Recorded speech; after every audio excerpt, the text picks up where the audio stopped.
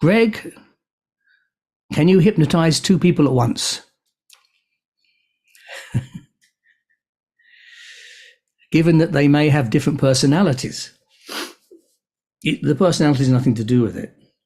It's your technique, your approach to it.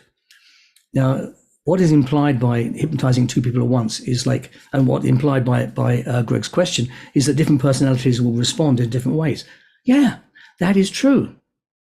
So if you've got 2 people and you're saying, now I'm going to hypnotize both of you, they will respond differently to you because you've got one induction to 2 people.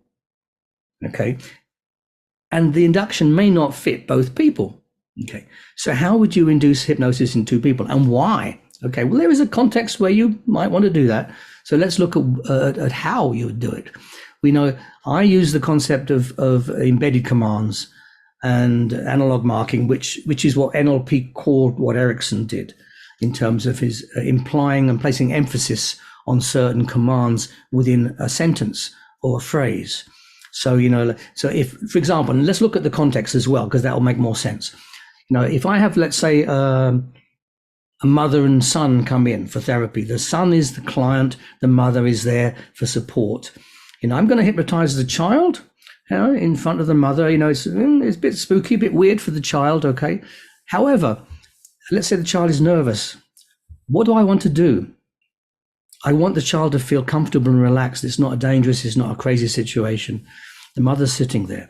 So here I am. The child is here. The mother's there. Okay. So I'm talking to the child saying, how are you feeling right now? And the child says, I'm nervous, or I don't know what to expect. Saying, that's right. That's right. You don't know what to expect yet. So I reframe it with the yet, not yet. But it's very easy to go into hypnosis. In fact, it's something that you can do without knowing how it's happening. So what would that be like if that just happened to you all by itself? So I'm now marking out the hypnotic suggestions to the mother. The mother expects me to hypnotize the child. The child's expecting me to hypnotize him or her, him. But now I'm indirectly hypnotizing the mother. Because the context isn't one where I'm hypnotizing the mother, she starts to go into hypnosis. She doesn't know why. Okay. But she starts to feel comfortable because of the manner I'm using, compassion, comfortable, soothing, encouraging. And, as you go into hypnosis, all kinds of changes can happen. Maybe there are changes in the muscles of your face, relaxing. And so I'm emphasizing to the mother. She starts to go into hypnosis. Meanwhile, because I'm talking to the child's looking at me, not noticing what's happening to the mother. Okay. Then I say to the child, it's very comfortable, very safe, and very wonderful feeling to go into hypnosis, And your mother knows all about that. Have a look. What's happened to your mother now? And the child looks at the mother, and the mother's in trance. And how did that happen? Like a part of her knew how to do that all by itself without her having to do it. And there's a part of you that knows how to put yourself into hypnosis without knowing how to do it. See what's happening. Now, I could then work with the child directly using the same technique, but this time, with going to conscious, unconscious mind with what I called the insertive eye contact. Or I can say, okay, now talk to the mother and say, you're experiencing hypnosis, so you know the feeling, and I'd like you to share that feeling with your son, and do this by repeating everything I say to you, to your son. So I can get the mother to open her eyes, look at her son. She's in trance.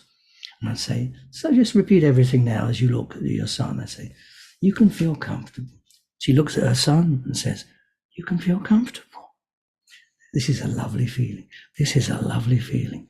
You're really going to enjoy this. You're really going to enjoy this. So now I've got the mother hypnotizing the son. Okay, so the only anxiety between me doing something to the child, I'm not doing it anymore. It's the mother doing it. So as an example of a kind of a context where you would hypnotize 2 people at once.